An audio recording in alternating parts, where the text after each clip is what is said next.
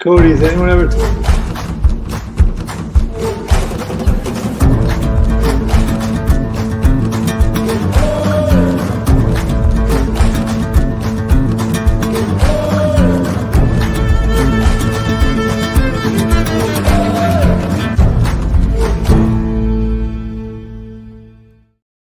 Happy Thursday, everybody.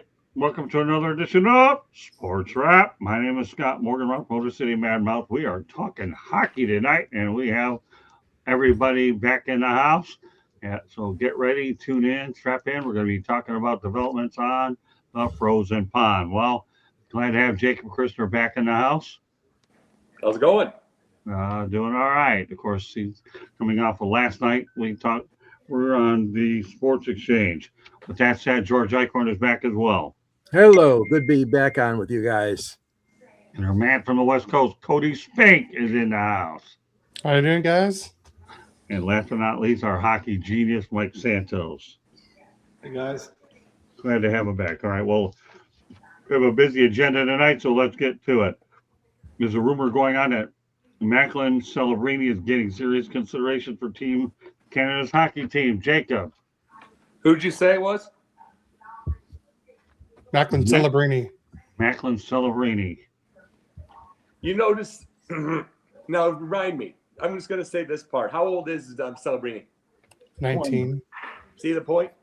This is making my point. I'll do this. Everybody, whether it's baseball, whether it's hockey, whether it's anything, and they're going for the Aces, and the Aces are 22 years old. Everybody's going younger now. Everybody is. It's like everybody's going younger. Whether it's the jerseys, whether it's whether it's new. There are always new kits in soccer, new jerseys for hockey, new everything, new players. There's not as much anymore as far as the getting the older and more experience like you would in the past. So this isn't shocking. And how do we might see this kind of thing a lot more often. Turn over to George.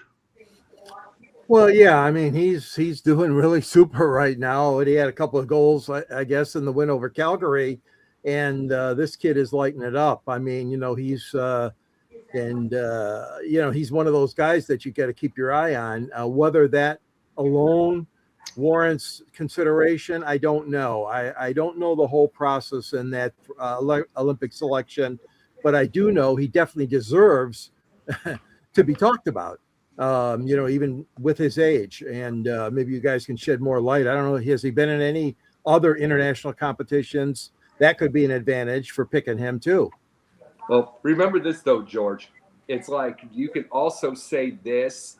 People would have, if they would have had these type of shows back in the day of the Wayne Gretzky at his rookie time. Someone that didn't know that he was a star since he was 10 years old would have said, "Would he had international competition?" I'm thinking the coaches kind of know he's ready already. Probably so. Yeah, probably so. Cody. Well, I mean, I know he was in the World Juniors for Team Canada, so we know he could play there. I believe he helped Boston University to get to at least the Frozen Four, and I think he was a freshman when he did that. I mean, he's probably one of the more defensive-minded young players that we know right now but also very offensive. I'm looking, he has 51 points, and the Sharks have scored 102 goals, so he's almost half the points right there is just from Macklin Celebrini alone. So, and I feel like he'd be the one player I would want to bring because you could play him anywhere in your lineup. Mike? Jacob, first question for you. Sure. Why do they send NHL players to the Olympics? The very best. Yeah, but you said it earlier, it's for exposure, isn't it? Absolutely. So why the heck wouldn't you want to expose the greatest young player in the game today? Oh, no, there's no question about that. It's like my point, and you're correct on that. It's like my point of the whole thing is just the age. Like this isn't the. I mean, you look back at the old any documentaries of any type of subject, and you always saw the older. You know what I mean? You always saw the older, and you're supposed to give. It's. I mean, this isn't the I'm going to carry your bags type of sport anymore. No one is. Look, the WNBA, dare I bring that up on this show, passed over Caitlin Clark for Diana Taurasi a couple of years ago. Yeah. And they rightfully got skewered for that. And so I don't need to see another veteran NHL player who's probably already played in a few Olympics, maybe more than a few Olympics, get another crack at another Olympics when you've got a guy like Macklin Celebrini, young as he is, who's a better player right now, who's the future of the sport. And so if this is the stage they want to expose the game and the game's greatest players, then put them out there. Well, the U.S. and Canada game alone, not to mention the tournament, the four tournament, not to mention that, absolutely exposed how great these young guys are. They really did. Yeah. And Cody's right. He played in the World Junior Tournament. He's been on the big stage before. Who cares? I don't care. The league, you guys are right. The league is getting younger. Sidney Crosby's been around for a while now. Just like when he came up, the guys before him have been around for a while. It's time for a change. Oh, yeah, no question.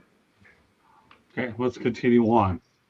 Next, Alex Mogilny celebrates his Hall of Fame call with a shot of vodka at 3 a.m. Coffee was never an option. Oh, my gosh. That's not a bad idea, actually. I don't drink a lot of coffee, although I do some of the other bad caffeinated stuff.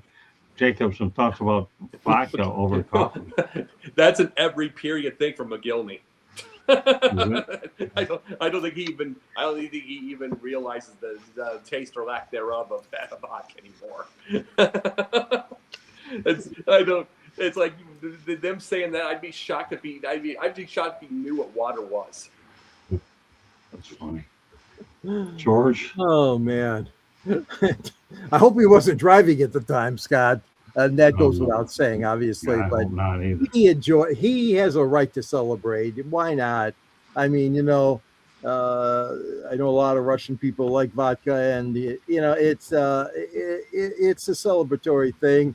But yeah, instead of coffee, I can't handle that. I'd have to have the coffee first, that early in the morning. But all the more power to him. He can have some fun and enjoyment, and maybe that's what he would like to do. I'm all for it. What about you, Cody?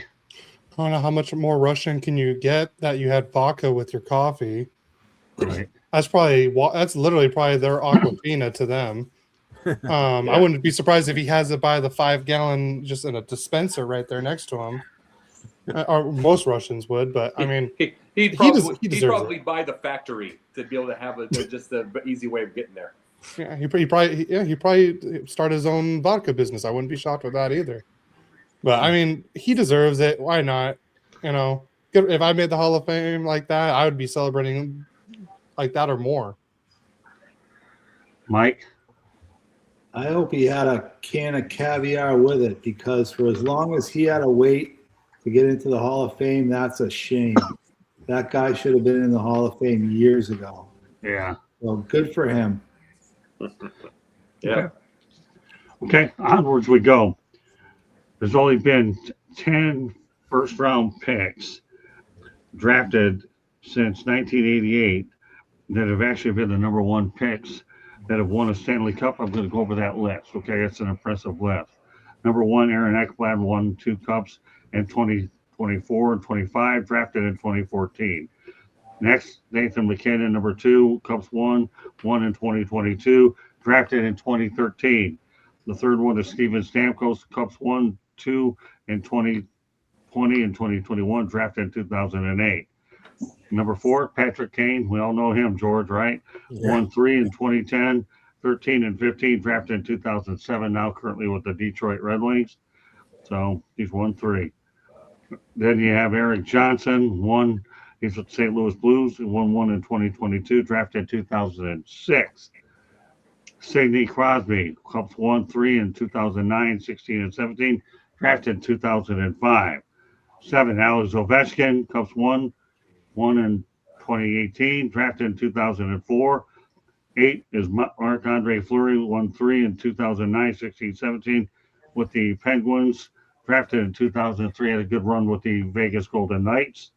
Next one, you have Vincent LeCavier. Ended up winning one in 2004 for the Tampa Bay Lightning, drafted 1998. And last, you have Mike Modano. Obviously, we all know he wears the number 9, won one cup in 1999 with the Dallas Stars, also on that list. So, okay, Jacob, pretty interesting list, but only 10 have managed. You know how tough it is to get it to get that guy, especially with the competitiveness of junior hockey. You can never tell. And remember, it's even tougher now. And I'm talking about in any sport, but especially hockey. Because, like, I'll give you an example. Wayne Gretzky said it himself. He put the sticks down. He put the sticks down and played baseball in the summer. Nobody puts the sticks down. So everybody, it is more and more competitive. Everybody is going for the NHL and go for the pro. So it's more competitive than ever. And all I can say is, oh, my God. How tough can that be, and how much of a chance could it be for you to bomb, even compared to other sports? Especially as the game has changed so much, it is not that open of a game as it was, what we remember. Great point, George. Well, you got to remember too that the first draft pick overall is kind of an individual achievement, but winning the Stanley Cup obviously takes a team. And all those guys that you mentioned, Scott, are good. They have great qualities, being team players, being able to do multiple things on the ice. And no question about it. I don't question any of them. Two of them that I like that you have Detroit connections, of course, are Modano, who was born in Michigan, and Patrick Kane, who was ending his career as a member of the Detroit Red Wings. So hats off to them. It is a select list, and it's really something special, being drafted that high and number 1 and then being on a Stanley Cup, but it takes a lot of skill. And that's what all those people have that you just mentioned, all the players. Cody. Yeah, George pretty much stole the words right out of my mouth. I mean, you can't, just because you're a number 1 pick, doesn't mean you're guaranteed a Stanley Cup, or doesn't mean you're guaranteed the best player on your team sometimes. So it's just like George said, you need to have a full team around you to get you there. Like Crosby had a full team. Aaron Ekblad has had a full team. I mean, look at Connor McDavid, one of the best players in the world, but he doesn't have he has a great team around him, but just hasn't gone over that hump. So it's crazy just to I thought there would have been a little bit more number 1 picks with Stanley Cups. Great point, Mike. So when you're the team that picks number 1, you worked pretty hard to get that pick. Worked pretty hard at being pretty bad to pick first overall. And I've been in those situations, and when you are picking first overall, you're trying to get that player that's hopefully going to win you a Stanley Cup one day. And as Jacob said, it's not easy. Probably not easy. It's not easy in any sport. But what I think is really unique about this list, and I only listened to them when you just spoke about who they were, Scott, but there was only one that came to mind out of that whole list of 10 that didn't win the Stanley Cup with the team that drafted him first overall, and that was Eric Johnson. I believe all those other players ended up being picked number 1 overall by a team that was hoping they were going to bring a Stanley Cup to them, and the other 9 did. I believe only Eric Johnson, who won it with the St. Louis Blues, was not drafted by the team that he won it with. You said Johnson won it in 22, correct? Yeah, with the Avalanche. Yeah, it was with the Blues. Wait a minute, did he win? Did he win it in 19 or not? No. I'm He sorry. wasn't there. He wasn't in St. Louis. Yeah, he wasn't in St. Louis, but he won it with the Avs. But I believe he's the only player that didn't win it with the original team that drafted him. Like, Interesting. Yeah. his whole career. Well, to that point, right? Whether it's Stamkos or Modano, obviously was drafted in Minnesota, but the team moved to Dallas. Right. I mean, Ekblad was drafted by the Panthers. In fact, I was there when we drafted him. So Fleury, Crosby, Ovechkin. I mean, these guys are all picked number 1 because you're hoping when you pick them, they're going to be a guy that's going to not alone, but is going to lead you to a cup one day. And 9 of them did with the team that picked them. So I give those scouting staffs and those teams a lot of credit for picking the right guy because, as Jacob said, it's not easy to do. Yeah, well, the only thing I'll say about the whole thing is this: everybody talks about tanking for the number one pick, but when you have the draft lottery, and obviously the Red Wings have bad luck when it comes to that draft lottery, and they haven't been able to get the number one pick. So it just goes to show you it's not even easy when you're bad to get the number one pick because of the way it's weighted. So interesting things to talk about. George, I have a quick question for you that you missed out on last night's edition of the Sports Exchange, but I wanted to get your opinion on this. How about giving me your comments about Ian and Noah Eagle doing the NFL Christmas games? These guys are both proven announcers, and obviously now they get their opportunity on Christmas Day to do separate play-by-play games. I think it's outstanding. It is. You know, I've been a big fan of Ian Eagle for a long time. He's got a great voice, a great depth of knowledge, and I think it's very cool. I'm glad to see that they're both selected. These are games that are obviously on a streaming service, so they don't have the regular, national crews that we're used to on the commercial networks. But they'll do a great job. Both of them have done lots of football. NFL is special, and I think it's a good thing. And it's always great to hear stories like that, Scott. I like it. Very good. Yeah. All right. Now, also, last night we talked about this on the Sports Exchange, so we'll go to a quick non-sports topic. Jacob, you don't have to worry about this one because you already answered it already, but Miami Airport actually tops a global list for lost luggage, a new study by shipping company ARC. George, your thoughts about Miami ending up on this list? Oh, that's a list you don't want to be on. Oh my gosh. It's amazing how much. And I know it's a lot of work, and the whole system is very complex, of course, checking your luggage, making sure it gets on your plane. But come on. I mean, it's happening too frequently for our travelers.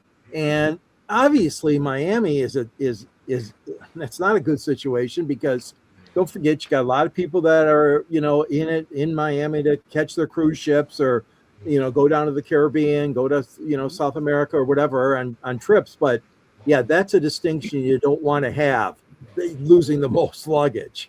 But it's ridiculous to me. There's just so much of it that gets lost.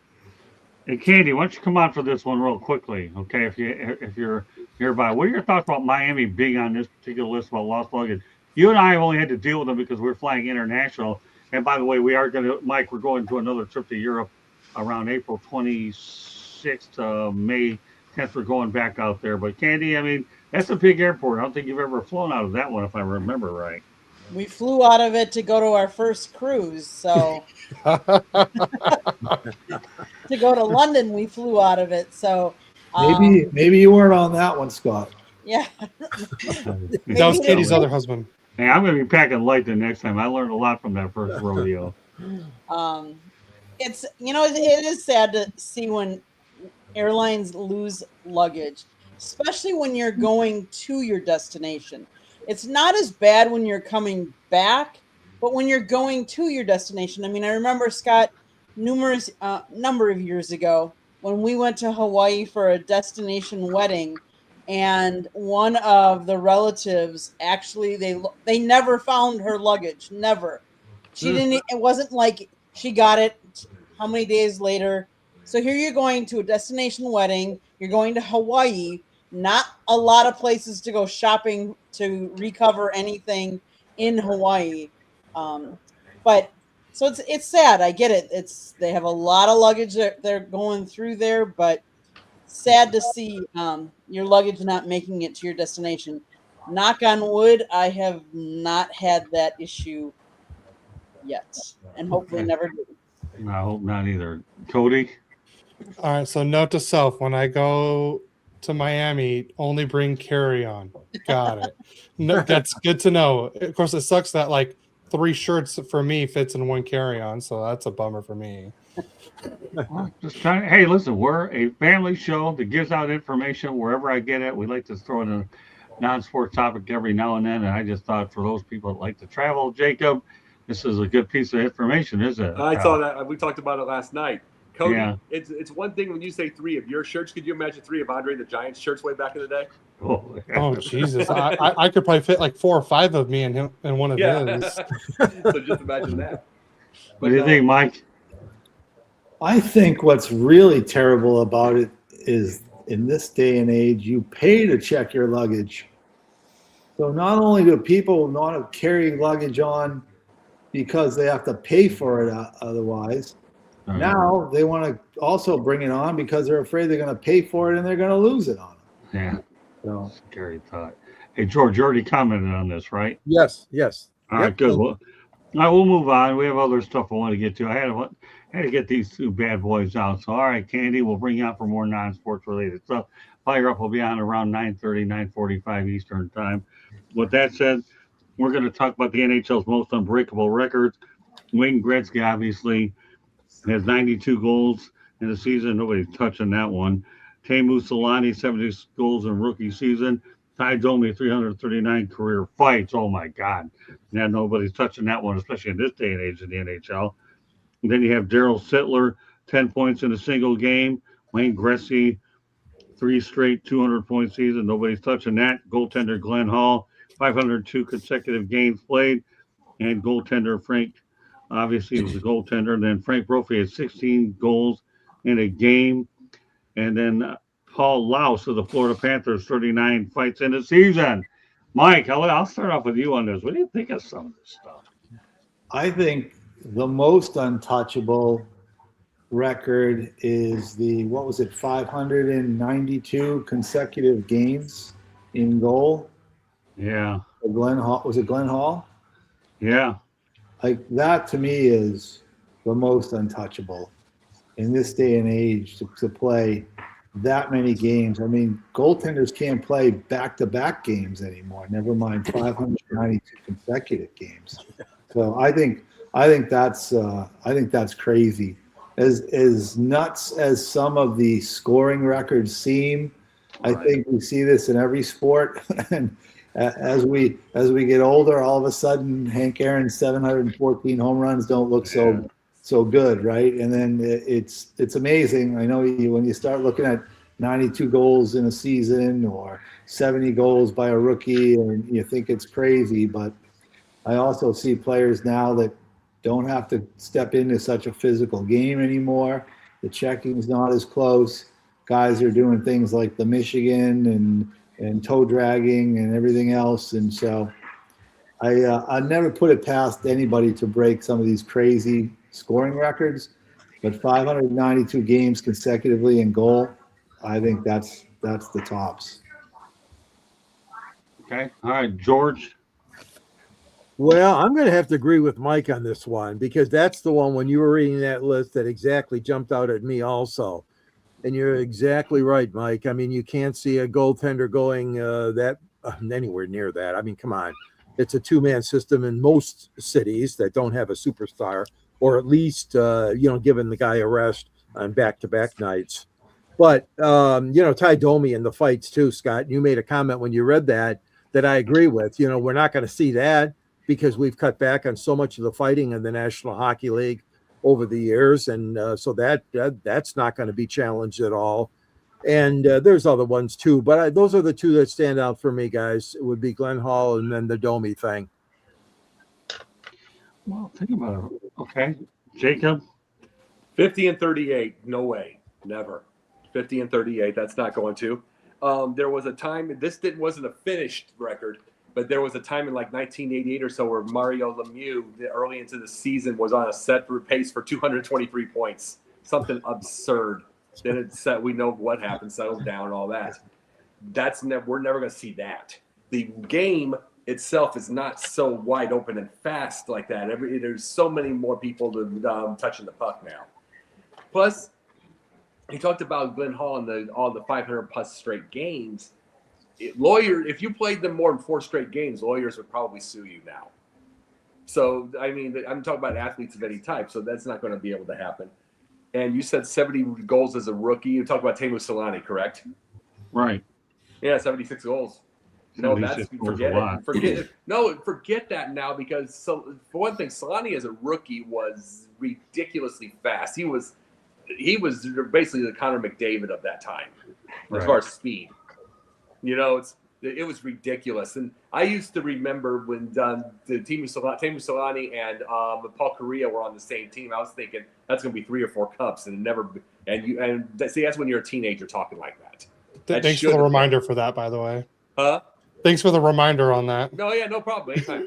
but it was one of those but then again, I was the guy that thought Brett Hull and Wayne Gretzky would take it all. So it's like there's just a lot of things that happen in between meantime.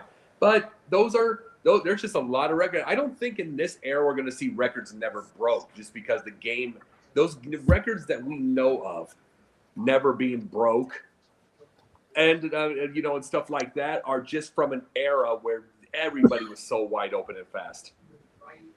Everybody was. It's like, and the goalies were different. Like, remember Grant Fuhrer was one of the last stand-up goalies. Right. So it's so they scored more because there was stand-ups, but there was also good goalies. Such a different game now, so we're not going to see that in the future. These type of hockey. Cody. Well, you guys took all the good answers. But no, I agree with Mike. It's definitely the goalie thing, especially at this day and age with, everyone's taking care of their body a lot more. And it's just a completely different NHL than it used to be. And it's definitely the goalie thing that I think is definitely the most unbreakable. I would say other than that, it was the other one that George was saying, and I would say the rookie goals, like I don't think Teemu Solani's rookie goals is going to get beat because rookies are not even scoring 76 points in a season, right? Let alone goals. A lot of them are scoring 38 in a season. Yeah, I think was the last 3 or 4 Calder winners. All the highest they got was 66, 67 points. Yeah. So they're not even that, and that's points, not even goals. But not even Austin Matthews or Ovechkin have even hit the 76 goal mark. Well, Cody, like I said, everything. All I can think of is the greatest thing about hockey now is that you can never have a Mike Keenan trying to coach it anymore. Such a different game. It's so much more strategy. Yeah. So much more. The lines come in so much quicker, and it's more efficient, more smooth. There's a lot more. Everything. It's A to B to C to D. It's like you don't see many breakaways. You don't see many just holding the puck and going all the way down to score. That's Wayne Gretzky's day. It's just a different world. I don't know. You haven't been watching the Ducks lately. They're giving up left and right. I'm seeing what you're saying, but I'm talking about not in comparison to 80, not in comparison to 84 or 5. Yeah, no, I know. Well, let me tell you, when I looked at these numbers, the one that really blew me away was Frank Brophy scoring 16 goals in a game. 16 in a game.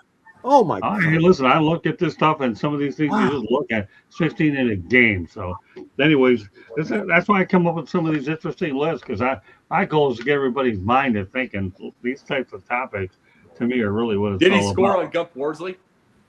Yeah, no, I don't know. That's funny.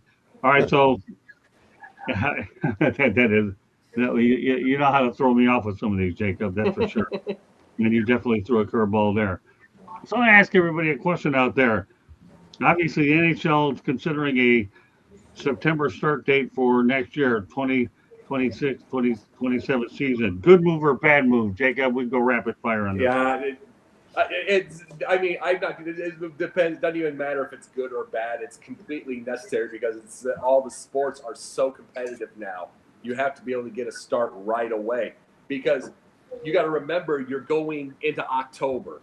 You're going into October, and by that time, you've had the NFL. You've had the NFL going a month and a half, and then people don't show up.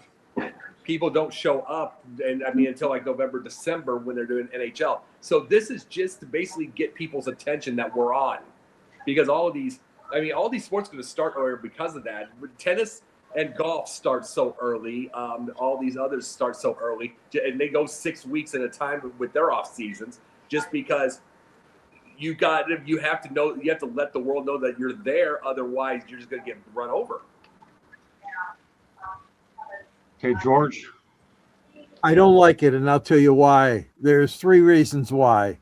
NCAA football, NFL football, and Major League Baseball the chase to make the playoffs. I think it's ridiculous to think that the hockey fans are going to buy in September and come to games, regular season games. I'm talking, of course. We all know that there's preseason exhibition. That goes without saying. But no, I think it's too much. Now, I know that on the flip side, on the back end, it's too long too. To end the season in June is absurd.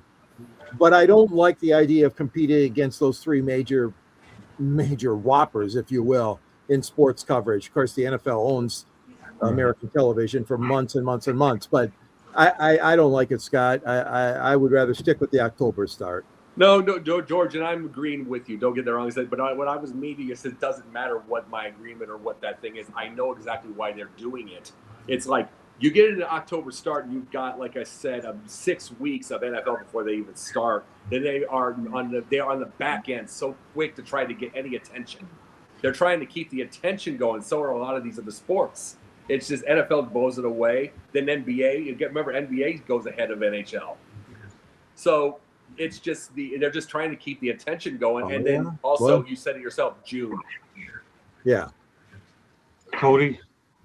I think it's a good idea. I mean, because we're going to an 84 game schedule next year, and maybe we're not going to get as much condensed games, especially during the years of Olympics and the World Cup of hockey. You'll have more spread out, so we'll probably have less injuries, less back-to-back games, more and less injuries for those years. So might as well start getting used to it. Yeah, it's going to suck trying to compete against the NFL and men's college football and everything. But if you stay away from like most of those nights, I know like Saturdays and Sundays are like everyone can usually go to, but I mean the NHL's they can play 7 days a week. NFL and college football, they're only playing on one, maybe a couple days a week, but the NHL can take over the other days. And that way, when the Stanley Cup finishes, it's not so close to the draft. It's not so close to free agency. There's actually time in between for everyone to reset. So I think it's a good idea to start a little sooner. Plus, my birthday is like at the beginning of October, so I like to be able to go to a game on my birthday. So that's just me being, That's you being you. That's just me being me, because that's usually like I just tell people like, just give me Ducks tickets and I'll be happy. What do you think, Mike? I know one thing before I turn over to Mike. I didn't get this guy on until after Thanksgiving. You think I'm getting him on in September? This guy's running marathons, for crying out loud. I should also let everybody know that Sports Wrap is presented by, Hockey Operations LLC. Candy, just so everybody knows out there, Mike is in charge of the company, and he's a proud sponsor of our show. So, yeah, getting Mike on any earlier than September is a puncher's chance. I love having my man on anyways. But I'm glad we got him on after Thanksgiving when things heat up. Mike, so I'm not crazy about the idea. I kind of like where it's at. What are your thoughts, Mike? I don't like it at all, but I don't think they care what I think or what any of us think. They're just doing what every other sport's doing right now. I mean, baseball starts in March now, and it ends in pretty much November 1st. College football starts in August now. Right. And now it goes to February, right? And they're talking about adding to that playoff system. Right. And you can go on and on, what they're really doing, I mean, look, face it, they're doing it for money, right? Yeah. Right? And they all play on any day of the week now. I mean, you can turn on, NFL football at some point. There's games now on Thursday, Saturday, Sunday, Monday. And if a holiday like Christmas next week falls on another day, they'll play on that day. They play on Thanksgiving now. I mean, none of that used to happen when us older guys were young, right, George? I mean, the worst thing about the holidays was there were no games on to watch. You had to Right. your family all day. But yeah, I mean, it's all been done for money.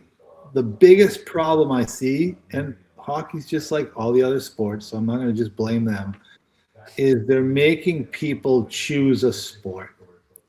I think, Jacob and George, Scott, I don't want to speak for you, Cody, because you're younger, but when we grew up, every sport had a season. And, and when baseball was over, you went and threw the football around on the street or in the yard, right? And then when that was over, and the NCAA basketball tournament started, everybody was in their driveway shooting hoops, right? And then the bats and the wiffle balls came out, in April again every year, and everything had a season. And now they're pretty much saying, well, we're all going to play at the same time, so you pick the one you want to watch. Yeah. Hey, Cody, and we also went 6 miles up the hill and 7 miles down to school every single day. Right. Yeah, you went uphill going to school, and you went uphill coming back. Yeah. And my dad rode a T-Rex to get to high school too. So I know that. Yeah, I've heard it all. Well, yeah, I just think it's crazy. I think they're making you say, pick your sport, because you can't watch all of them, and you can't watch all of them at the same time. And that's part of, I think the younger generation now, they just don't watch sports the same way we do. Right. They're looking for the quick hit, whether it's on their phone, whether it's, to see how their fantasy players are doing, but they're not immersed in every game like we were. Hey, Mike, yeah, you're right on this. I had a buddy of mine, I was having a debate with him a couple of years ago, and I was saying, what are they doing this or this as far as that? He showed me a chart. 53% of kids around the ages that we started watching it watch a full game. Yeah. Watch it, and it used to be 97. Oh, so, I believe that. I mean, that's why fantasy anything is so big, and it has to stay big because no one will watch otherwise. Yeah, I mean, I grew up in, George, you're a Detroit guy. I grew up in Boston. We had American League baseball teams. That's all we saw. That's right. Or I should say, that's all we listened to on the radio, and we got to see them when we got a chance to see them. Yeah. And, they came up with NBC at a game of the week on Saturday afternoons. Oh, yeah. Sometimes you got to see a National League team. And I can remember my mom kicking me in the behind saying, I don't care what you do, but you're not doing it in the house. Get the hell out of here. And I'd be like, but the Cubs were playing the Cardinals. I've never seen Lou Brock before. Yeah, right. Like, but you stayed and you watched that stuff, and you watched every game, no matter what the score was or what was happening, because that's the only exposure you had to it.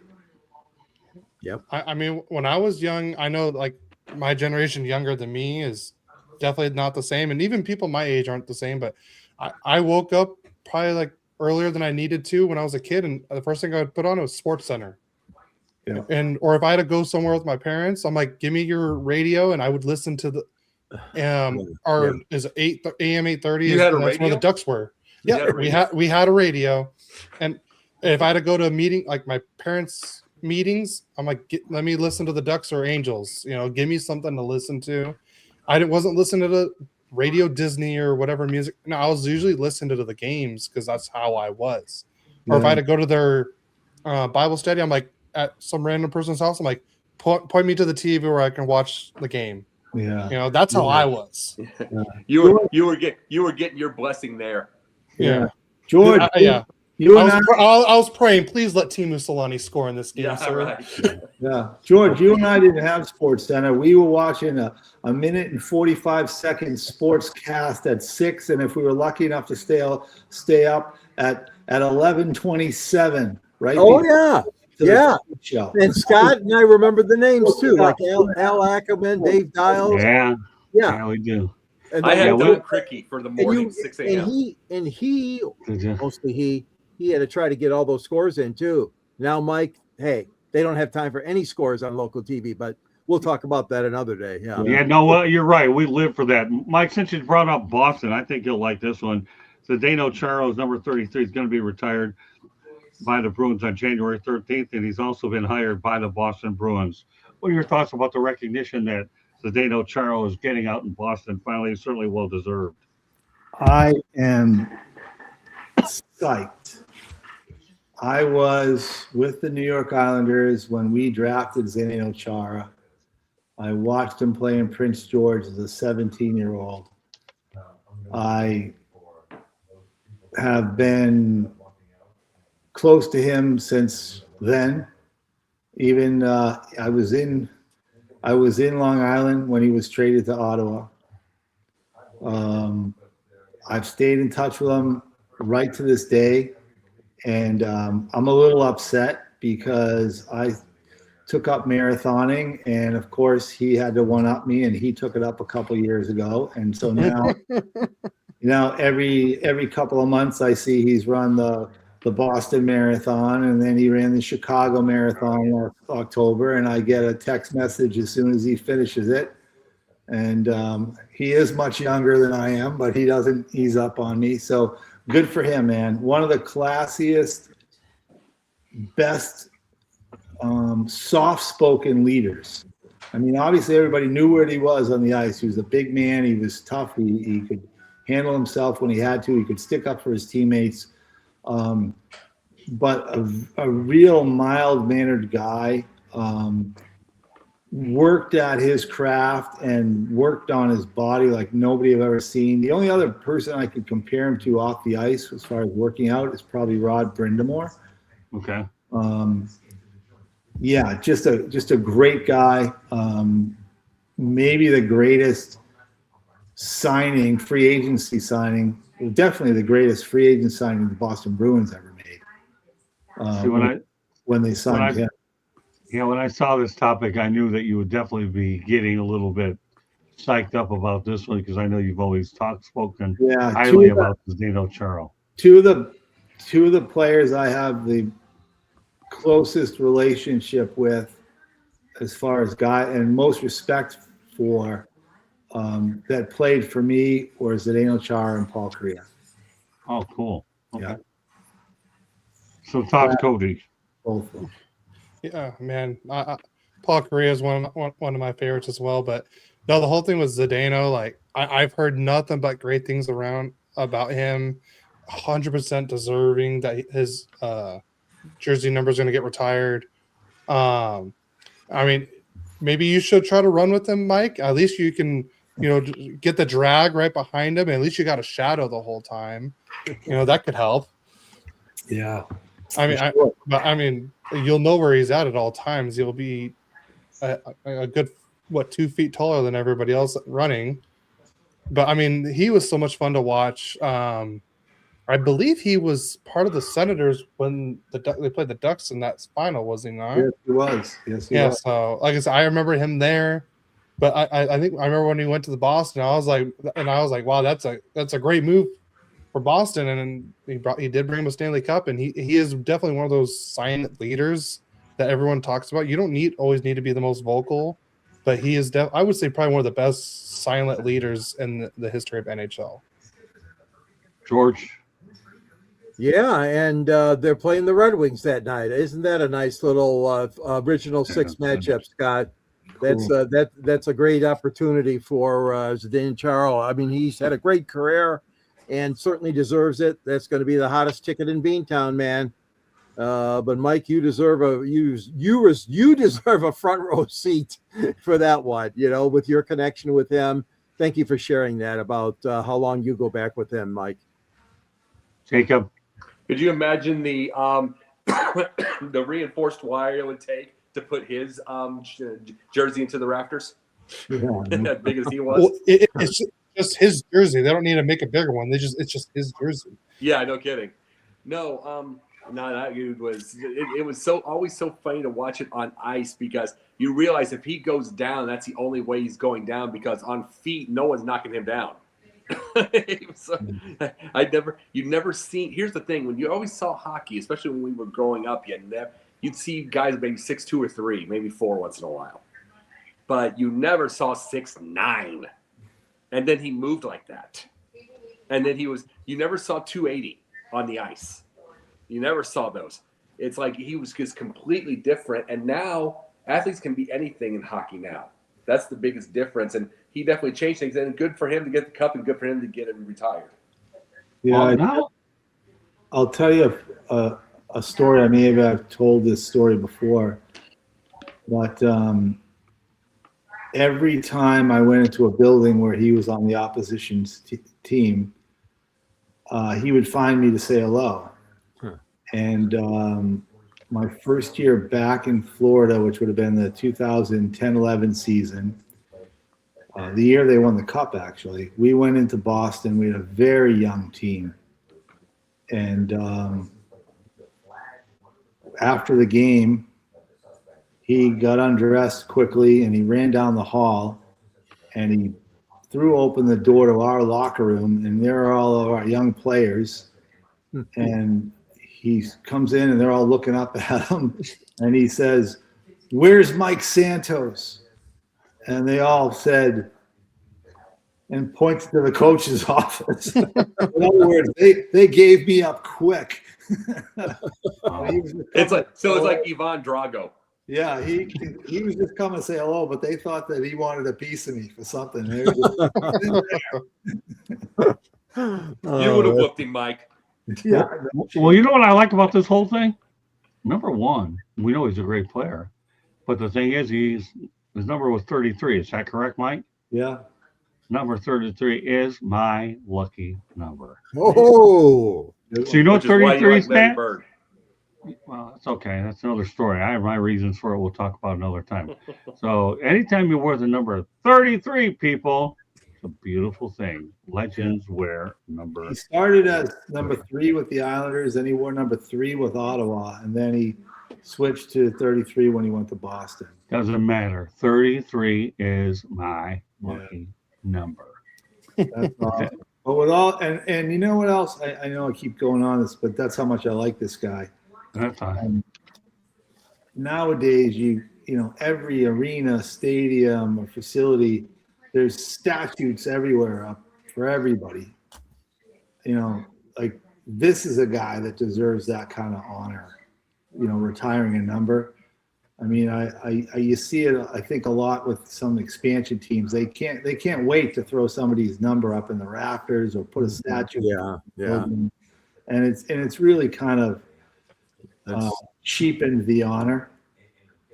Right. But this guy really deserves it. Well, I mean, think about this. David Wells could not get number 3 in New York's Babe Ruth Award, so he took 33. 33 people stands for greatness. All right. Well, we'll go from greatness to anything but. Okay. Sorry to put a damper on this one, but is it this we don't have to spend a lot of time on this as we have more to go here on Sports Wrap.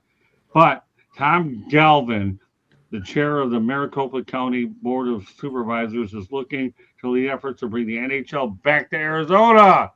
Oh my goodness, as if the Arizona Coyotes were bad. Where are they going to put the building? Jacob, you think that the NHL is going back to Arizona? No. They could make this a rapid fire. Awful. It's an awful idea. And it's like, and people, here's the deal. People say Atlanta's a bad idea, can be or cannot be, but at least it's a major metropolitan city where people have a chance to find it and be able to do. I mean, you're basically fighting the Roadrunner and the Coyote to go find the stadium. Yeah, no, that's bad. George, Looney Tunes. You and I know about this all too well, don't we, George? Oh, we sure do, Scott. You've chronicled the woes and crazy pratfalls of hockey in Arizona for years and years and years. But I agree. I think this is not a good idea right now. I don't think the league is going to be interested in it at least this quickly. And I agree with you, Jacob. I mean, Atlanta, and there's some other towns that are more deserving right now. So let it just cool down and not have it, at least not for now. Yeah, Arizona Coyotes, Arizona and NHL. I have only 3 words for it. Don't hold your breath. Don't hold your breath. That's 4 words, by the way. All right, go ahead. We'll turn it over to Cody. I don't think it's the right time or anything like that. I'd rather go to, give Atlanta its 100th time try, and right. I think Houston would probably be a better choice than. I'd rather even see like Indianapolis before I see Arizona. Let's send it to Milwaukee. Yeah. Yeah. Well, I'll send him to Kansas City and Milwaukee. You Kansas know, City's got a let's just stadium put one already in. there. We'll just put one in Hawaii too before we do Arizona. At least that one Yeah. might be a better Yeah, not- location. It'll be the Hawaii Magnums. Yeah, not Jesus. holding my breath in my lifetime. Remember, rapid fire, we got more to go, but I'm not holding my breath. Kansas City has a building already built for it. I think they deserve another chance at the scout, but don't hold your breath. In Arizona, Mike Santos has the last word on it. I have a couple more good topics before we hit station break. Go ahead, Mike. Yeah, no, I agree with everything that everybody else has said. It's it ran a long course there. It's not like it was in and out for a few, over a couple of years or a few years. I mean, it was there for a long time. They played in 3 different buildings. One of them was brand new. They had several different owners. I think the market is very similar to the one here in South Florida, where sure, if they had a championship caliber team, people will show up for the Stanley Cup Finals. Yeah. But other than that, I think it's a very transient market. I think it's a snowbird market.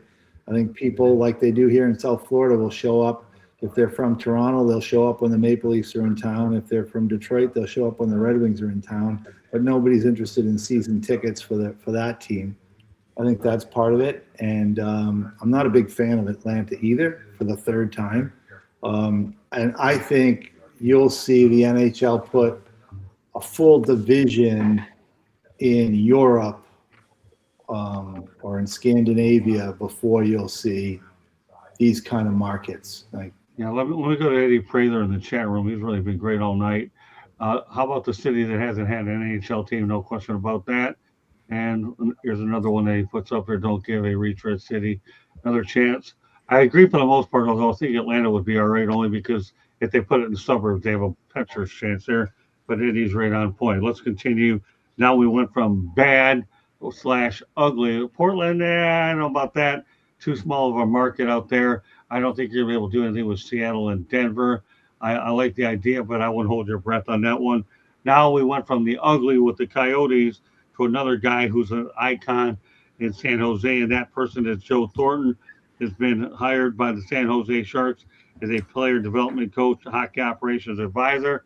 We'll start off with you, Mike. How do you like the hire up in San Jose with Joe Thornton? I don't know Joe personally. Obviously, he had a long, great career. Was a fixture in San Jose for a great part of his career. Everything you hear about him, he's a leader. He's a guy that the players, especially young players, are drawn towards. So yeah, I don't have any problem with what they're doing with him. Advisor, development director, like what is he, right? I mean, I think too many of these advisor titles get thrown around and guys don't really do anything. But if he's committed to doing something like player development or working with young guys, then I think it'd be great. Cody? No, I agree with Mike. I mean, why wouldn't you want to have probably one of the greatest Sharks of all time in your help coaching your youth and stuff like that? I mean, Jumbo Joe's probably one. I mean, definitely, like I said, the best Shark to ever play. And, I know he's either Will Smith or Macklin Celebrini's living with, I think it's Macklin Celebrini's living with him right now. And like how well Macklin Celebrini's playing right now, just probably learning from Joe Thornton. So, I mean, I would, if I was a youth, player, why wouldn't you want to be learning from someone like Jumbo Joe? George? Oh yeah, Joe's had a great career in the NHL, and I like you, Mike. I haven't really had a chance to do much interview or anything, but I know that his record speaks for itself. He really is a team player, and a lot of teams do this. We've seen it so many times. Steve Yzerman in Detroit. I mean, Right. You go down the list. Anybody in any city, they bring in a lot of the former players. But just bringing them in for name only doesn't work. What works is he has a relationship, he has good techniques, he has a background in talking to players, especially younger players or whatever. So I think it's a good move. I think that they've done the right thing in bringing Joe back. Jacob. The thing, you know, something, I really believe that Wayne, as the coach, allowed this. I think it's a theory of mine, okay? Wayne's failure as a coach so darn much, I think it now seen, instead of just sticking a name in there, now we're going to give you an advisory. Now you're going to work with the young people versus. They're going to see from a distance how you do with people and if you're a good coaching material or not. Now, Joe Thornton, that's an all-time great, but you got to remember how many stars and how many sports failed as coaches. They can't coaches. I mean, stars have a hard time explaining why they were the greatest. They just can't. They had some kind of thing. It's like Ted Williams, baseball. He was a failure as a manager himself. You can't explain greatness like that. Your eye, an eye for the thing like that. You can't. So it's like, and that's the same point with a lot of stars. It's like they're going to look from a distance now who's really, whether they're stars or not, who's really up for coaching. That's a good move that they made. Yeah, I agree. I think he's definitely a guy that they can relate to in that market and had great success there. But to bring a guy like him to take on that responsibility, ownership had to see something that, hey, we got a guy who's the face of our franchise, is what we have, that we believe he can lead us going forward for sure. Okay, we have one more topic before we go to a station break, and we'll bring Katie on in a moment. Then we'll also add a non-sports topic as well. So Kenny Albert and Dave Maloney paid respect to Sam Rosen and Joe Micheletti as they called their first regular season game. You talk about passing the torch, Mike. This is definitely a way to do it. I really know how I feel about Kenny Albert to begin with. He's a guy that I really think a lot of. He was nice enough to do a show with me. We've been friends for a long time. We know that Sam Rosen and Joe Micheletti are great, and Dave Maloney. You have 4 great hockey minds for sure. So, Mike, what are your thoughts about that passing of the torch? I mean, obviously, I was been a big fan of a lot of the different broadcast teams that the Rangers have had through the years. You know, Sam and JD, Sam and Joe Micheletti. As somebody who spent years in the New York market, I don't know if other, I guess, hockey fans understand that the broadcasters in the New York market are not usually specific to one sport. I mean, you can watch Kenny Albert do an NFL game on Sunday afternoon and then the Rangers at night, or maybe the next night, you know. Sam was the same way. I don't know. I mean, he sort of became the Rangers play-by-play guy, but I mean, Sam did a lot of football. He did a lot of other sports. It's just the nature of that market. So they're good broadcasters. Most of them went to Syracuse University for one reason or another. You know, now there's just another crew of them, right? Well, there was Ian Eagle, who we were speaking about before. I mean, all these type of guys are sort of those New York market born and bred guys. I will tell you, when I was with the Islanders, Joe Micheletti was our color guy the entire time I was there before he moved over to the Rangers, and he was fantastic.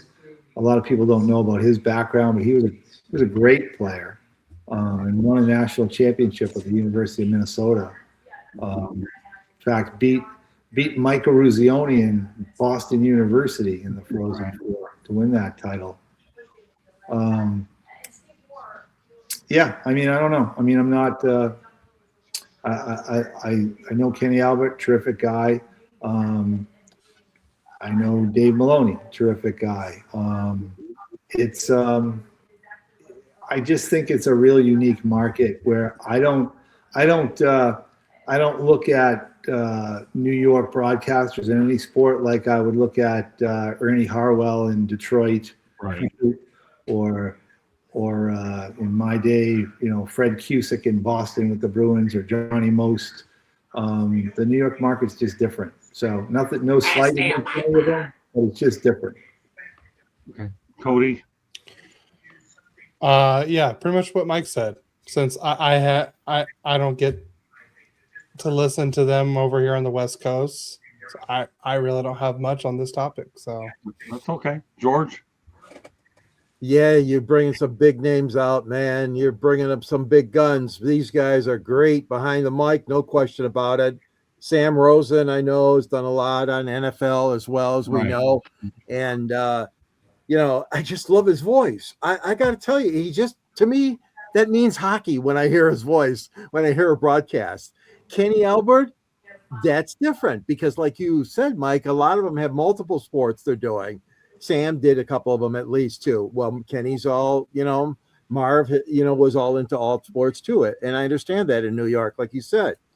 But I think that anytime you pass the baton, it's tough. And it's tough because those of us that wanted to latch on to the old, the ones that we grew up with, like you guys said, the ones that made it fun for us to listen and follow our team, that's always a tough moment and tough. And we know in Detroit, Scott, of course, with Ernie Harwell as the prime example of saying, move on. But no, I'm glad you brought this up because those guys are some great guys. And no question that they'll have great turnaround, but I'm still going to miss the old guards. Well, again, Sam Rosen and Kenny Albert are guys that are just known for their national broadcasts. That's why I even brought this up. Yeah. Anytime you can broaden your local broadcasting into national, that certainly makes you more nationally recognizable for sure. Jacob? Well, I loved how you guys brought up Johnny Most. I hear it in my head forever. But let me tell you this too. We talk about Sam Rosen, you hear him in the NFL, and you talk about any of these. And by the way, I love when you brought up Joe Micheletti because I remember him doing side ice at Blues games. Yep. In the 90s. I remember that. No, but the big thing now is we used to that. But if you grew up and if you have some gray hairs and you have everything, Chris Schenkel did about 9,200 sports. Yeah. I mean, Keith Jackson did about 8,000 himself. You get all that. They're coming. The announcers are starting to come back to that a little bit. They're kind of because you had specialization for about 20, 25 years. And now they're starting to come back to that where they're doing a multitude of sports again. Why? I don't know. Are they trying to go old school, or is it just the time we're at, or is it just kind of cycle? All right. Well, you know what? I know one guy that Cody does know a lot about, and then we'll go to the station break. His name is LA Kings John Kelly, who's obviously the new play-by-play announcer for FanDuel Sports Network. Everybody knows John Kelly from his days at the St. Louis Blues. How do you like John Kelly, Cody? I haven't listened to him yet, but from what I've heard is everyone's liked him so far. I know everyone misses Nick Nixon, but I'm just glad they got someone that has the experience of doing the on-air and broadcasting and everything like that. I believe my dad says he likes him so far.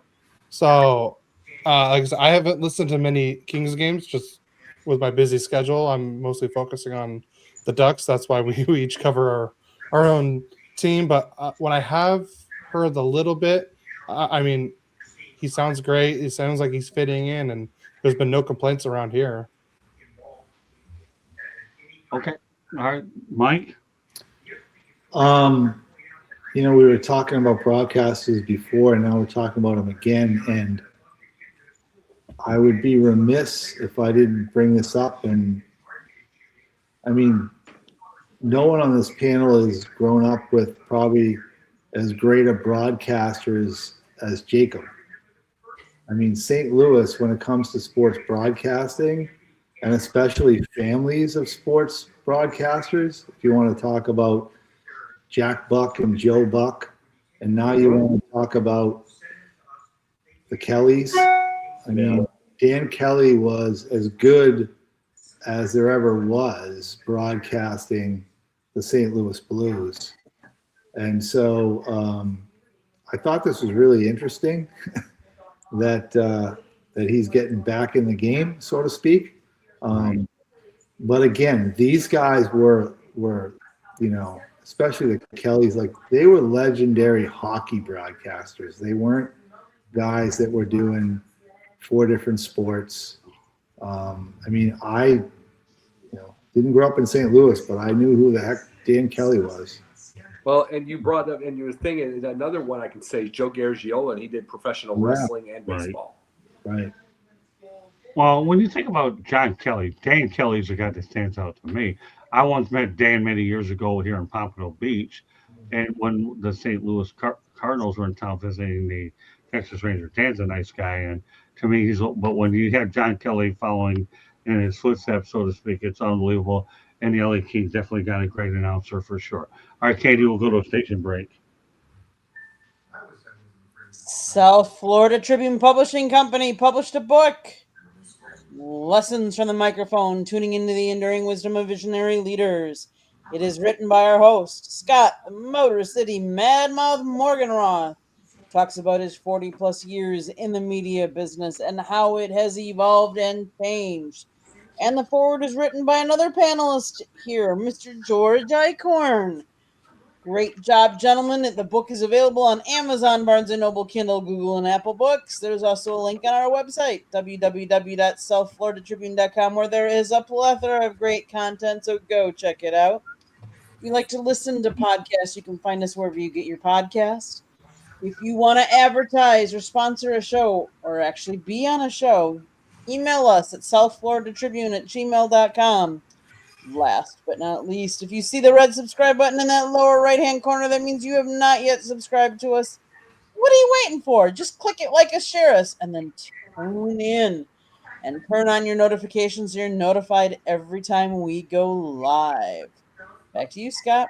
All right, thanks very much, Candy. Everybody should know that this broadcast is presented by Hockey Operations LLC. You know, Mike, before we go on to our next topic, why don't you give everybody an overview about hockey operations, your business? I wish I could say we're making millions right now, Scott, but we're not. But we're moving forward, and a couple of exciting things in the hockey operations world. One is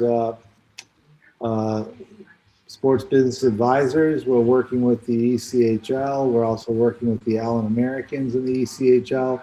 We're doing some pretty cool stuff there, and I think there's going to be some big announcements come springtime regarding the league and some things that we're putting together for the league. Also, formerly Team 33, now rebranded as the Hockey Intelligence Agency. We had a great meeting today with the NHL Alumni Association, and I'm really expecting that at this time next year, everybody on this panel, as well as thousands of hockey fans, will be using the new Hockey Intelligence Agency app on their phone. So we may not need this show anymore, Scott. Everybody's going to have the information right at their fingertips.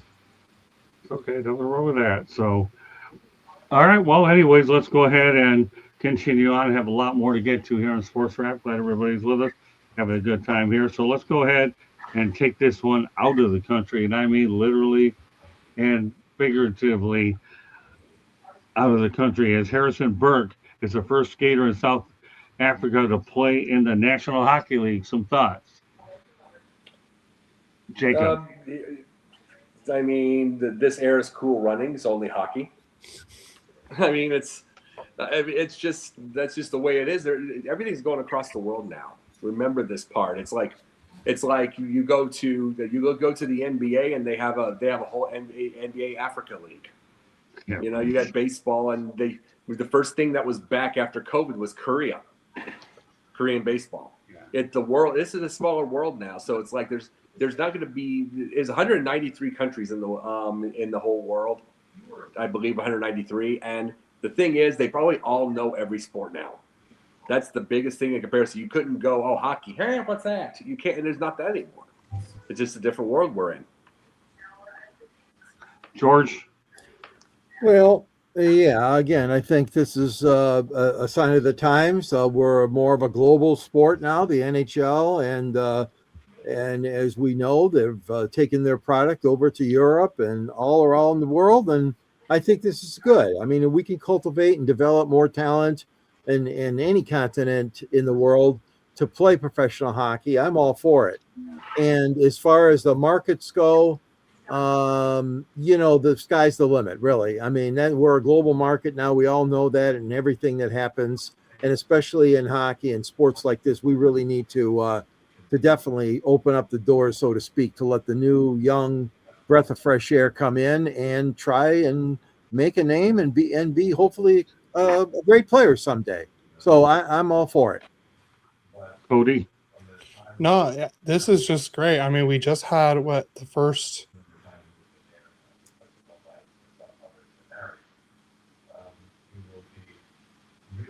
What were you saying, Cody?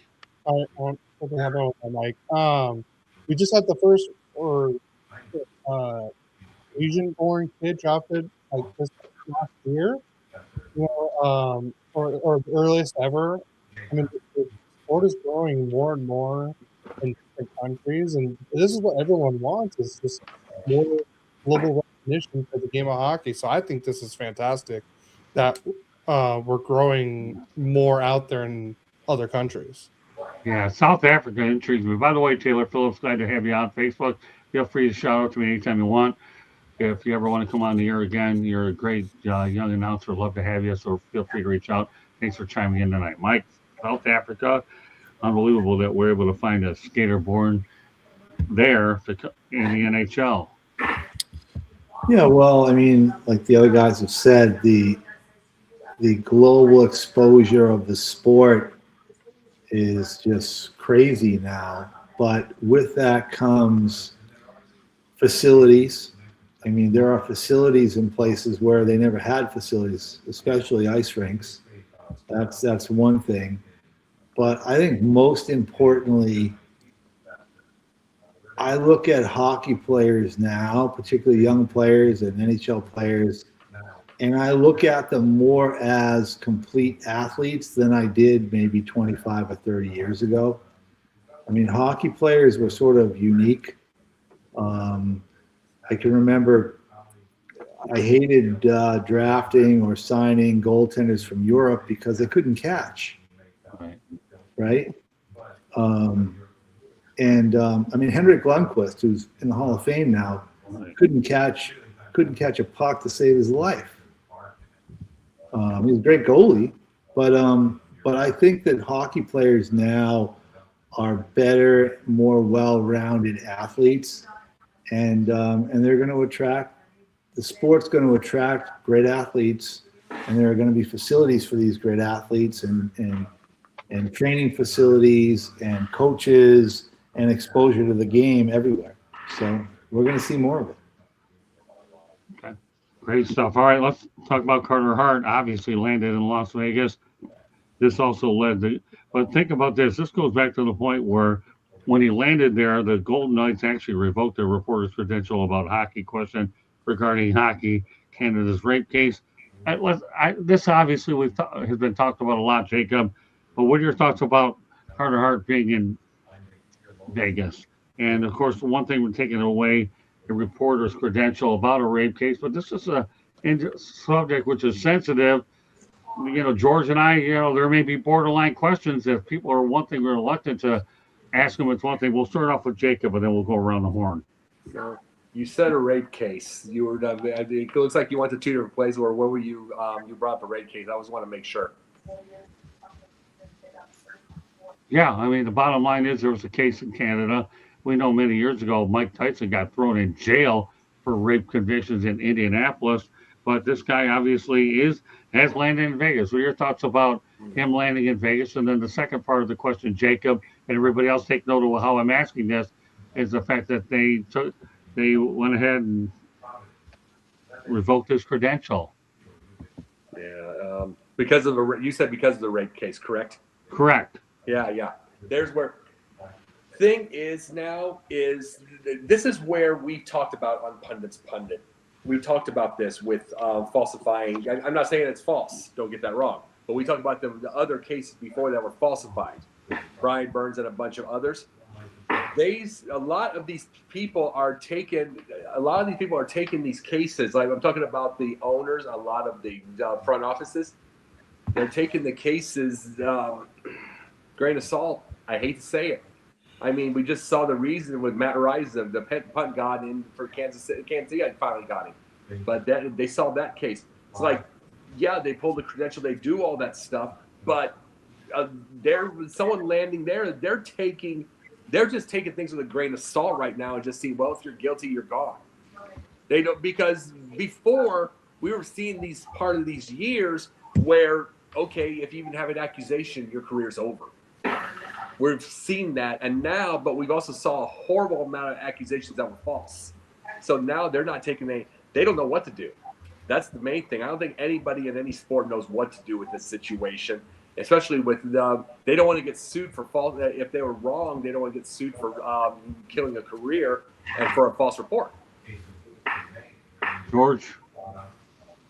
Yeah, I mean, this is always a very sensitive issue to talk about. I mean, just to refresh everybody, as you know, the Canada's 2018 World Junior team was acquitted of sexual assault, and you know, the thing is that I'm not in favor of holding somebody back. I mean, unless it's a heinous crime, of course, I wouldn't want them back in the league. But if you do show remorse, you do, pay your dues or pay your fines sometimes. I'm a proponent of giving the guy another chance. That being said, I mean, you got to live by the rules and just, as they say, keep clean.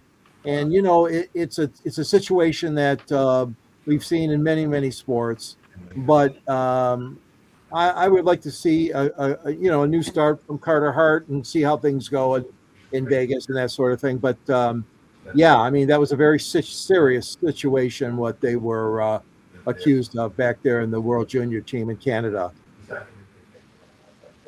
Cody. Yeah, I mean, I'm glad he got a second chance and stuff like that. And I think Vegas is probably a good way to get that second chance.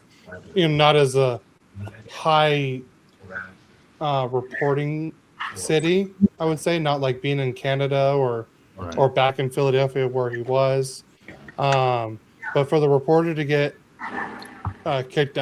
revoked his credentials, I was just reading up on it because I remember hearing about it, but I just didn't remember. He wasn't just going after Carter Hart, he was also going after Bruce Cassidy and Noah Hannafin and just ambushing players and asking them questions about this whole Carter Hart situation. So, I mean, you can't be just attacking random people like that. I don't think that's right, but I get he's just doing his job. Well, here's the thing, too, and this is the thing, bud. There's so many journalists now that are all feelings. Feelings. And they're going after it. It's like there's part of them in their head that they absolutely don't believe that anybody is innocent. On the thing. It's a feelings deal. They hear the story and they get that. And that's what they do. And here's the thing, they won't apologize if it's proven wrong. They just think in their head that it's a jock, so it's going to be a rapist, or it's going to be any of that. They have that thought that they do this in every sport. Mm-hmm. All right, Mike. This was a very high-profile case, especially in Canada and throughout the hockey world. I believe there were 8. Does that sound right? 8 players that were charged. There's 5. 5, okay. They were all NHL caliber players, or at least drafted by NHL teams. They were acquitted, but there was obviously some bad things that went on, if you followed the case at all. Carter Hart is playing hockey again because of the 5. He was probably the most talented. It's as simple as that. So Vegas said, like any sports teams do these days, we don't really care about that. We just care that he can stop the puck. Right. So they signed him. I don't think that Carter Hart nor the Vegas Golden Knights should be in a situation where they're shielding him from speaking to the media. Right. The media have a job to do, whether you think they do it well or they don't do it well. They do have the right to ask these questions. And I also understand that the term media is much more complex these days because anybody with a cell phone can be a media person in this day and age. But if Carter Hart, who's the only one to get a second chance here, is going to sign a contract where he's going to be paid handsomely, playing in the National Hockey League, and he's a goaltender. He's not a fourth line player. He's a front and center player. Then he should expect, and the Golden Knights should expect that he face the music, so to speak, and he answers questions. And if he does that, I think it moves on. I think they've made a bigger situation out of this by doing what they did with the reporter's credentials. Yeah, being a longtime member of the media, I think taking away the credential revoking it's going a little too far. You can't stop a guy from doing their job, regardless of what their position is. I understand the nature of what you're saying, Mike, and you're right. The reality is the fact that we do have a job to do, and people have to recognize that. And yes, you're right. Everybody that has a cell phone feels they're a part of the media, but the ones that really get approved are the ones that are the accredited ones anyways, for the most part. And I totally get where you're coming from. Like, Scott, you're correct that they have a job to do. Someone like you takes your job seriously, but you've been that guy who's been, like we've talked about this from the book. Yeah. You've been that guy who's been in the cigarettes and typewriters rooms that took their job seriously. Right. It's like you take the job seriously and get all that, and you were in the time that they questioned. They really had a job to do. There are some that have a bone to pick. There are some that just have a bone to pick. They just do not believe. And it's like, if he is, this is the thing. If he's not guilty, they still go after Matt Araiza to this day, and they end up finding out he wasn't even there. Right. It's like there are people with a bone to pick now because they call that thing. You're from a different world of the media. A lot of the media now pretend. I can appreciate where you're coming. All right, well, let's keep the theme in Vegas. Talk about Jack Eichel in Vegas. Played 252 games, 108 goals, 272 points. 2023 Stanley Cup champion, led the 2023 playoffs with 26 points as we know it. Now, obviously, we talked about his hit, but he ends up signing a $13.5 million annual estimated value 8-year deal with the Vegas Golden Knights. And Vegas currently is 16-6-10 as of now. What are your thoughts? We'll just keep that all aside, and we can make this a rapid fire question. Thoughts about him getting this contract, Jacob, in Vegas? It's great by itself. They're going to keep adding players. And it used to take years for I'll bring this up to you, Cody, the Anaheims and the Floridas and all that. It used to take them years to get players like this. And it's like now they're getting them right away. They got them the minute they came in the league. So good for them, George? Yeah, he's been a good hockey player. I'm happy for him. I think that he deserves that kind of money. We all know hockey players, for the most part, are underpaid, especially the ones that if you start comparing salaries with the other three major sports. So Eichel has done a good job. I really I have nothing against him being able to negotiate. And some people will always say, "Oh, he could have got more. He could have got more." Well, when you're in that position and you're trying to negotiate, you take what you think is a good enough deal. That's all I'll say. Well, what people have to understand about the situation is Vegas allowed him to get the surgery that he wanted. Buffalo said no. So obviously, I think that has to count something. And I'm glad that he's got some security in Vegas. No state income tax either, by the way. And they're a good hockey market, and they have a cup in their pocket, Cody. No, I was just going to bring up that the whole surgery thing. They allowed him to do it. He brought him a Stanley Cup. I think his whole game has completely changed since he's been in Vegas. He's been more defensive minded and stuff like that. And he's definitely a lot more, I think, more dangerous now on the field on the ice than he was in Buffalo. So I think, he was making $10 million before or now, and now he'll be moving up to 13.5. Right. Yeah, I mean, I think it's a great deal. He probably easily could have gotten more, but sometimes with the rising cap and where everything's at, you kind of have to compromise a little bit too. And like I said, as you said, Scott, the whole state income tax thing really helps. Yeah, I wouldn't sell that state income tax too lightly, right, Mike? We live in a state where there is no state income tax. No thoughts? Lucky you. Yeah, hell, I know you get taxed to death out in California. That's for sure. Mhm. Mike, what are your thoughts about Jack? His cash?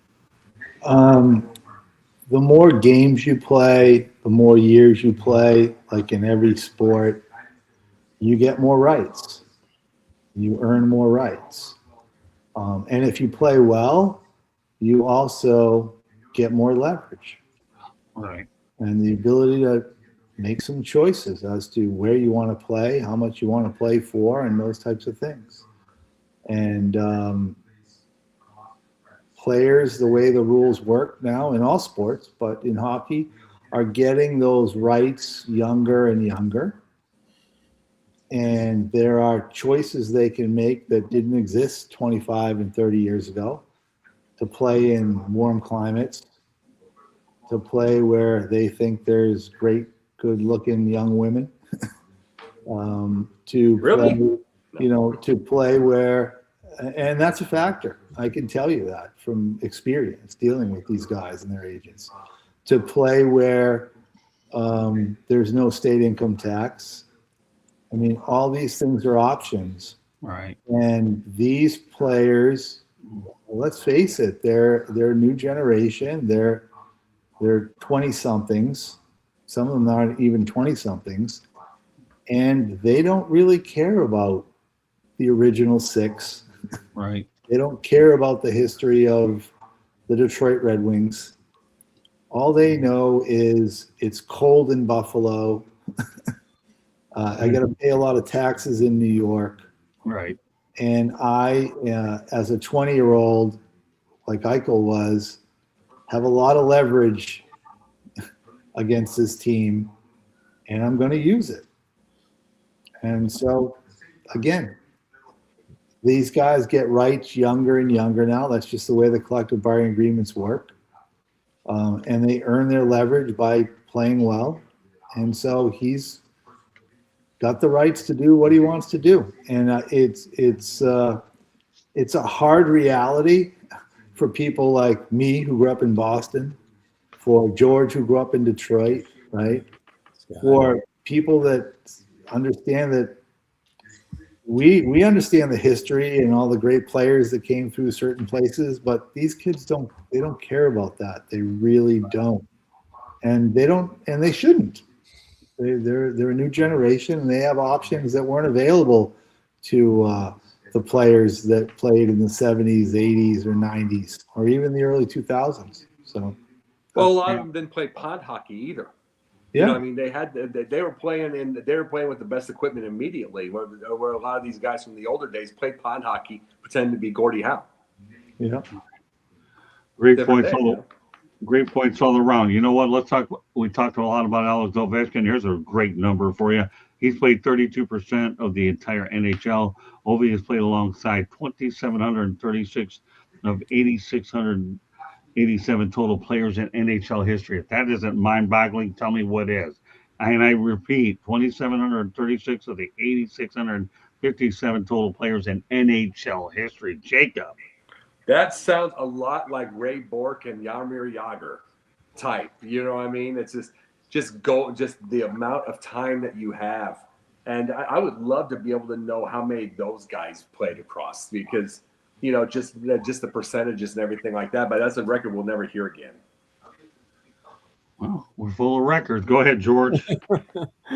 Yeah, that's a lot of hockey. The only thing is that when you went back to if you do go back to the original six, of course, that number is attainable, or higher to attain, obviously, when there's less players in the league. But now we're not talking about old times. We're talking about now. And that shows you the length of that man's career, how long he's been a success. And of course, we all know prolific scorer. So yeah, it's an amazing stat. Nowadays, it stands the test of time because he's played against so many great ones and not so great ones. But it's a great stat. I love it. Okay, Cody. I agree with George. It's a great stat. I'm just curious on like Corey Perry and Brent Burns on how many people they've played with too. Because I think Brent Burns is 40, 41. I think Perry's 39 to 40. So I can't imagine how much more they've played or around the same thing as Ovechkin. But like I said, that's a lot of people that to play with in his career. So that's crazy. That's why we brought it up. We're talking full of numbers tonight, right, Mike? Don't wait, only 2 or 3 more topics left to go, and we'll wrap it up. But want to make sure everybody gets caught up before we start the new year fresh. January 8th will be our next show. So hope everybody has a great new year. We just want to make sure we provide you with a ton of information. Mike, some thoughts about Ovechkin's latest numbers. I mean, again, we've these guys have already said it. I mean, it's longevity for sure, and it's the expansion of the league. I mean, it's not a 6-team league anymore. It's not a 14-team league anymore. It's not a 21-team league like when Ray Bourque entered. It's a 32-team league. Right. So the combination of more team with more players, I mean, and the fact that he's lasted so long, to his credit, he's gonna play with and against more people. Fair enough. Okay. And the retired department, Max Pacioretty, obviously, who played for Montreal, Vegas, Washington, Toronto, retired at the age of 36. He will be working with the University of Michigan, Jacob. Nothing like going back to Michigan. Pardon me? Who did you say? Max Pacioretty. Max Pacioretty. Pacioretty. Pacioretty. All right, I knew I'd find a way to mess that name up for a guy who's a West Coast Okay, guy. that's why I was, yeah. Yeah. Working for the university? Yeah, Michigan. Oh. Go from the NHL to Frozen Four.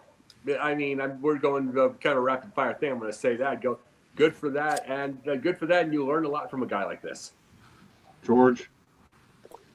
Yeah, I mean, it's a good program at Michigan. We all know that. Formerly headed up by Red Berenson, one of the all-time great Red Wings and St. Louis Blues player and coach. But now that's that history that you build on is very important to that program. And they've also had great teams and a lot of players in the NHL.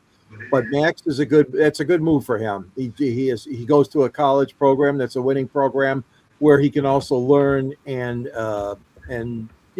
see if this is a great career move for him in the long run, where it might take him after that. But welcome to Michigan. Despite all the problems with what we hear about other things going on at U of M, we welcome. He's welcome in the hockey program. Cody? No, it's a great move for him and for the University of Michigan. Like I said, a great college town, great college hockey program, probably one of the best in all of hockey. So I think it's a good place for him to go. And let's say he's from Connecticut. He's born in Connecticut, so not that far. But it's always good to see what players do when they retire and go help out either NHL or AHL or college. And it's just a good thing to see that he's going to help out the youth programs. Mike? I spoke with Glenn Healy earlier today. He's the president of the NHL Alumni Association. And he told me something that I had no idea about. And it's very interesting. There are more former players working for NHL teams now than there are players in the league. Really? Wow. And I can tell you, and you probably don't even have to tell you, that most NHL players especially, but all pro players have this idea that when they're finished playing, however it ends, that somehow they're going to get a job in hockey. And there aren't that many jobs comparatively. So the fact that he's going to work in the sport that he's accomplished in and work at the college level, I think is terrific. Because most of these guys think they're going to get a job as a scout or an advisor or something with an NHL club. And I think that the fact that he's working at the college level is really going to get him a chance to do some different things and maybe find out where he belongs. Whether that's behind the bench or maybe that's up in the press box or where it happens to be, or out, recruiting or whatever skills that he can develop or he can be good at. And maybe one day he'll move to the NHL level, or maybe he won't. Maybe he'll be like Red Berenson and just love the college game and want to stay there. So good for him. He did play for University of Michigan too, so that helps. Right Oh on. yeah. Great stuff. Well, obviously the Michigan Wolverines, they could certainly use them with football. We all know about Sharon Moore, but I guess we'll have to settle for the hockey team. All right, just kidding around. Well, maybe I'm not, but I don't know if I really am anymore about this one. But I'll tell you what I'm not kidding about is the fact that hockey got themselves a big addition in Nashville. That person's name is Nick Saban, who's now a minority owner for them. Nick Saban will be joined by his business partner, Joe Agresti. And I'm going to tell you something. Nick Saban's a competitor. And this guy, if anybody can inject a little bit of that experience, make Barry Trotz a little bit better, I wouldn't mind having Nick Saban in the building helping Barry Trotz. And of course, George and I know Bill Wickett is a part of the Predators as well. Mike, some thoughts about Nick Saban landing in Nashville? Well, I worked in Nashville. It's not your father's Nashville anymore. I'm not so sure Barry Trotz will be around very long to work with Nick Saban. And I'm not really sure that this is much more than a publicity move. Okay. To me, this is very similar to when Stephen Ross put a bunch of celebrities and athletes together as minority owners of the Miami Dolphins. We had the Williams sisters and entertainers and people like that. Well, let's not forget that the Predators' majority owner right now is Mr. Haslam, with history in not only as the governor of the state of Tennessee, but also the football teams. So I'm sure there's some connection there to Saban through football, and he's obviously Alabama's a neighboring state, a real close neighboring state, and so I think it's more of a publicity move than anything. Well, I don't think Nate feels that way. He says the Preds are a great organization with fantastic brand, and we're excited to be a part of the future success of the franchise. Maybe it is a publicity stunt. Maybe it isn't. I don't know.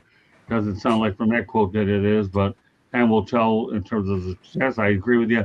I don't think Barry Trotz will be in the building long if Nick Saban is there. I can't see those two coexisting for sure, Mike. You're on target there, as you are all the time. All right, Cody. Well, sometimes you just need to let hockey people do the hockey things. I don't know how much Nick Saban knows about hockey. Right. The way the Predators have been the last couple of years, and maybe they need that little kick in the butt kind of thing. And if Nick Saban acts like he does in that Airbnb commercial, then I would hate to be everyone in Nashville. Right. But like I said, I think it's a publicity stunt, but I don't think Nick Saban's going to be the one that's going to kick Barry Trotz out of there. Okay. George. Yeah, let's let this play out a little bit. I know, Mike's got his opinion. Cody's got his opinion. I'm somewhere in the middle, too. I never knew about, Saban being a great follower of this sport, but that's okay. I mean, he has business associates, sure, and let's see if he has a way to add some input or some expertise to making the Predators what they're still striving for, and that's a Stanley Cup. I think that let's see what happens. It could just be name only. We don't know. I don't know. Yeah, I don't know, but I'm with you. I'd like to see how it plays out. Go ahead, Jacob. And after this, we go to Pundit, non-sports topic preview fire up. Go ahead. Well, one of the things I'll say is I can doubt that he really had a heck of a lot of any hockey knowledge, just considering it's around the same season. He was laser focused on his own sport. But at the same time, I see him as like Vince Lombardi. The story goes, Vince Lombardi was asked to be a basketball coach. He was asked about basketball, went to a library, learned about it. We won a state title. I could see Nick Saban with that same competitiveness to learn the game like that. So who knows, and we'll see. And the thing is, you were going to say pundit. Can I give a real quick one real fast, guy? Yeah, why don't you go ahead and do that, because I know you have to roll anyways. Go ahead. I'll let you do the pundit. All right. Candy I will just come want on. to give everybody, we've had a hard time knowing the death of Rob Reiner, knowing the death of all this and what we've had over the year. We've had a lot of mental health issues and a lot of drug issues and everything like that. I wish everybody a Merry Christmas and a hope for the new year that we can be able to get ourselves some help. All right, well, you know what? Huh? No, go ahead, finish.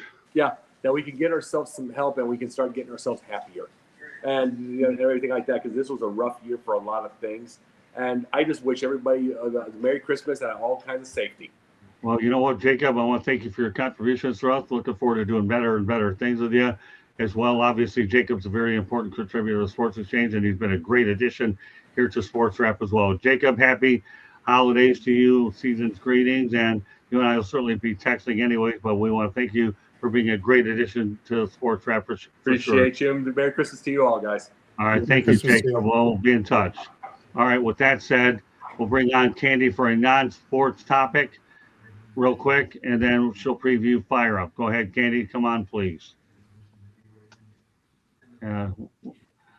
Candy will be on in a moment. So, Mike, why don't you give one more description of hockey operations real quick?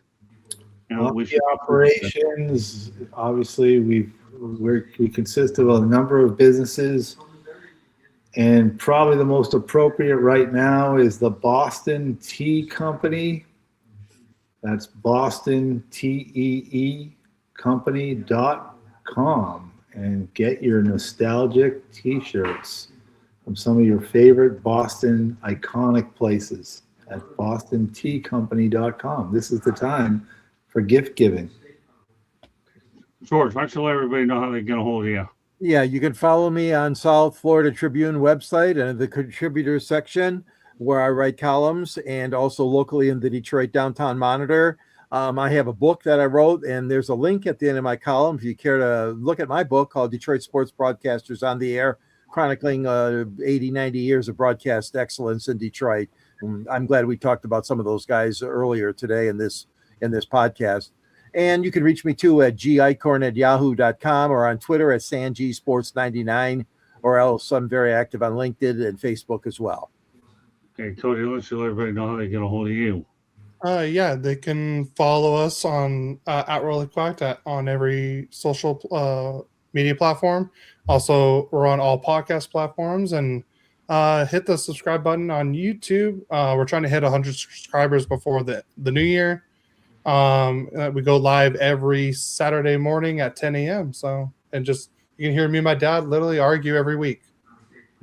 Yeah, and it's not the worst thing on the planet. So, obviously, we had a good show. Just to give you a preview about what we're going to be talking about going into the first of the year, we're going to talk about what Mike mentioned, and we're going to talk about the situation where the Olympics as well. That's a storyline to monitor. And Mike, there were a couple of trades that you wanted to talk about. Why don't you give us some overview real quick? Well, I just thought the Quinn Hughes situation was interesting.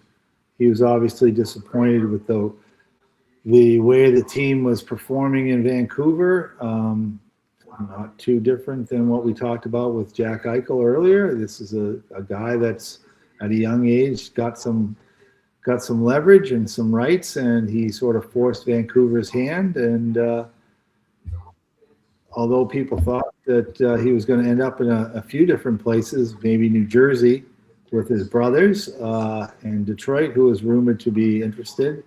From nowhere, Billy Guerin jumped up and grabbed him in Minnesota, and I think he's going to be a great fit there. Okay, well, we have one other non-sport topic I want to get to tonight, and that goes back to this. There was an alligator attack that actually killed a woman canoeing with her husband on a Florida lake. He survived, and I'm going to tell you one thing. I guess that's one thing you don't miss, George, about being in Florida, is the fact that you don't have to worry about alligator attacks inside of Florida lakes. So what's your real quick take on this, George?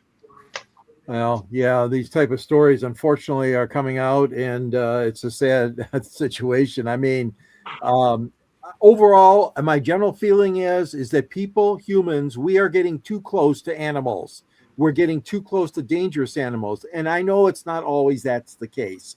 She was just doing something that she loved to do. But I mean, there are other stories of people getting too close to bears and other animals, and safari animals or whatever. But it is sad. But, you know, they got a mind of their own, unfortunately. And when they want to do something like that, it's sad. It's sad. I don't like to see them biting and sharks biting and all that stuff, but it happens. I guess I just don't. I feel sad for it though.